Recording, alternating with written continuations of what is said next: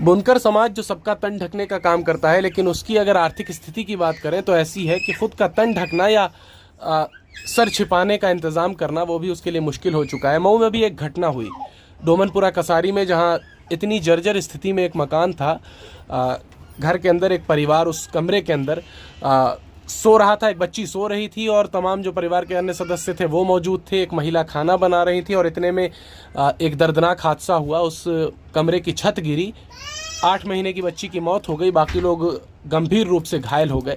इस तरीके की घटना पर क्या कहेंगे आखिर जो मऊ के तमाम जिम्मेदार लोग हैं, उनको क्या मैसेज देंगे और इस पूरी घटना पर आपकी क्या प्रतिक्रिया है आखिर एक जिम्मेदार नागरिक होने के नाते? जैसा अभी आपने सवाल किया है कि घटना को देखते हुए ताज़ी, तो वास्तव में ताज़ी घटना बड़ी हृदय विदारक घटना है। इधर कई दिनों से लगातार घटनाओं से दिल दहला जा रहा है। जहां कश्मीर में पहलगाम में घटना हो गई, काफ़ी हृदय विदारक घटना थी। मऊ में बुनकर परिवार, एक छोटा मासूम बच्चा मर गया। उसके अगले दिन एक परिवार का एक्सीडेंट हो गया, मऊ के सीने पे ट्रक चल गया, महिला की मौत हो गई। इस तरीके की लगातार घटनाएं घटित होती जा रही हैं। लेकिन अब देखिए, हम आते हैं बुनकरों की जो सवाल था, उनकी दयनीय स्थिति। तो दयनीय स्थिति पर ये एक मौत नहीं है, बल्कि यहाँ के जो अमीरजादे हैं उनके मुंह पे ये एक जोरदार तमाचा है इस गरीबी का, जो लोग समझ नहीं पा रहे हैं। जो यहाँ के रईस गृहस्थ कश्मीर घूमने जाते हैं, सिंगापुर, थाईलैंड, नेपाल, विदेशों में घूमने जाते हैं, इसी साड़ी का व्यापार करके बुनकरों का खून चूस के कह सकते हैं आप। साड़ी का दाम बढ़ता जा रहा है, मटेरियल का दाम बढ़ता जा रहा है, लेकिन बुनकर की मजदूरी घटती जा रही है। विदेशों में घूमने जाते हैं, जगह जगह घूमने जाते हैं। घूमने फिरने को हम बुरा नहीं मानते हैं, लेकिन जो लाखों रुपया, कई लाख रुपया खर्चा कर देते हैं सिर्फ तफरीह के लिए, मनोरंजन में उड़ा देते हैं। अगर किसी बुनकर परिवार का, जिस बुनकर मजदूर का खून चूस रहे हैं, खून चूसने का शब्द का हम इस्तेमाल क्यों कर रहे हैं, थोड़ा ध्यान दीजिएगा। किसी बुनकर की जो लूम की जो साड़ी की मजदूरी होती है 200-250 रुपया होती है। मुश्किल से बुनकर एक साड़ी चला पाता है। इस वक्त जो स्मार्ट मीटर लगने लगा, घर में डबल कनेक्शन होने लगा, बुनकर पर ये अतिरिक्त भार पड़ गया।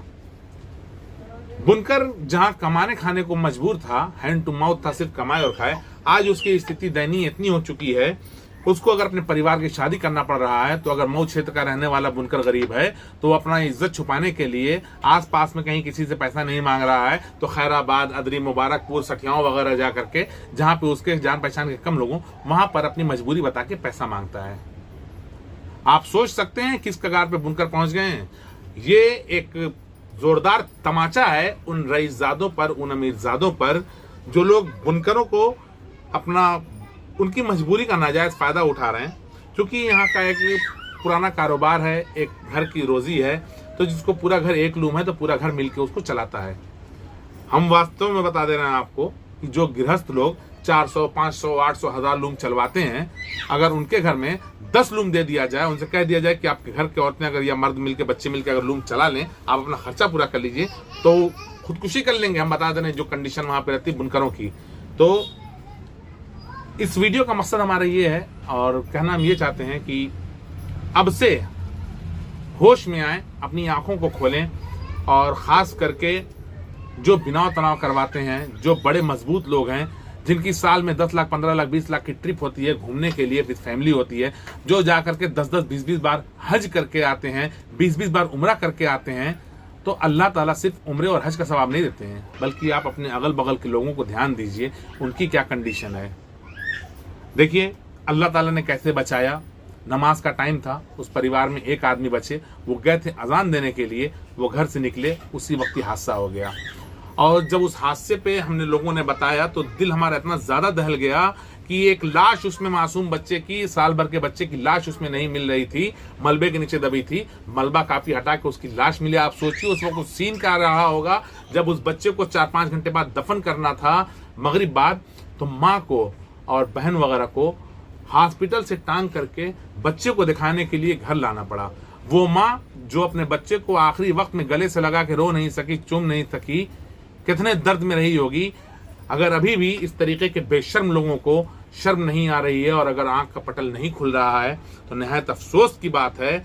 ये जान लें कि मरने के बाद वो पैसा कब्र में नहीं जाएगा, लेकिन इतना जरूर है कि ये पैसा आपकी आकबत बना सकता है, और यही पैसा आपकी आकबत बिगाड़ भी सकता है।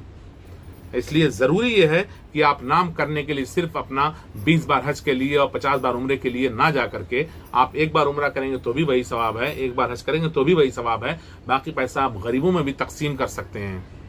यहाँ पर बहुत सारे रईस ऐसे हैं, हम आपको बता देते हैं, कि जो एक एक बार में हर साल लगभग 1-2 करोड़ रुपए की जमीन खरीदते हैं। आप 1.5 करोड़, 2 करोड़, 10 करोड़ की जमीन खरीदी है, हमें उस पर एतराज नहीं है, लेकिन जो आप 10 करोड़ की जमीन खरीद रहे हैं, 10 लाख सिर्फ उसमें, यानी कि उसका 1% रुपया, 1% से 10 लाख की हम बात कर रहे हैं, 10 करोड़ की जमीन में 10 लाख रुपए सिर्फ अगर आप निकाल देंगे तो ना जाने कितने गरीबों के घर पर छत पड़ जाएगी। इस तरीके का हादसा नहीं होगा जो मऊ में लोग शर्मनाक हादसा हुआ है, तमाम आसपास के लोग हंस रहे हैं, हंसी उड़ा रहे हैं मऊ को, कि एक बुनकरों की नगरी कहा जाता है, मऊ को कहा जाता है कि यहाँ के गिरस्ता बड़ा ध्यान रखते हैं। तो इस ध्यान देने वालों के मुंह पे जोरदार तमाचा है जो ये घटना घटित हुई है, झकझोर देने वाली। और इस वीडियो से अगर हमारे किसी को बुरा लग रहा है तो उसके लिए हम आपसे माजरत चाहते हैं, लेकिन ये बार बार हम कहेंगे कि अभी ये तमाचा है, बाद में ये जूते में बदल जाएगा अगर आप लोगों की अभी भी आंख नहीं खुली।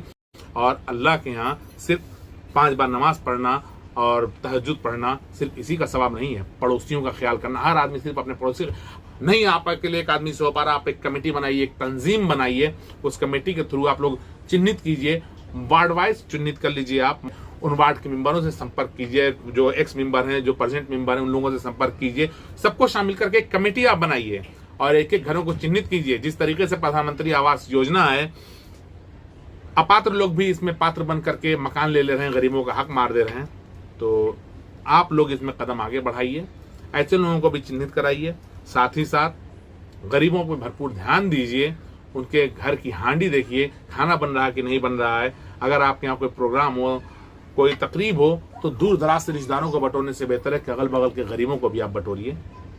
इस चीज पर थोड़ा ध्यान देना चाहिए। प्रवचन तो हमारा आपको लग रहा है कि काफी लंबा हो गया है, लेकिन दिल की ये आवाज है, तकलीफ है हमको इस बात की। हैसियत हमारी इतनी नहीं है कि हम कुछ कर सकें, लेकिन हाँ, हमारे पास जो चीज है उस चीज को तो हम आपके सामने लेके आएंगे और उससे हम हर आदमी की मदद करने की कोशिश भी करते हैं। हम आपकी आवाज बन के आवाज उठाते रहेंगे। अगर आप कुछ हम सुझाव देना चाहते हैं, कोई सवाल है, तो आप कमेंट बॉक्स में कमेंट भी कर सकते हैं, नंबर पे सवाल जवाब भी कर सकते हैं। और ऐसे कोई परिवार अगर आपकी जानकारी में हो तो ऐसे लोगों को आप चिन्हित करके हमें सूचित कीजिए। ऐसे लोगों की सूची बना करके हम मदद के लिए लोगों से गुहार करेंगे और उनके लिए कुछ ना कुछ ठोस कदम उठाने की कोशिश की जाएगी। धन्यवाद।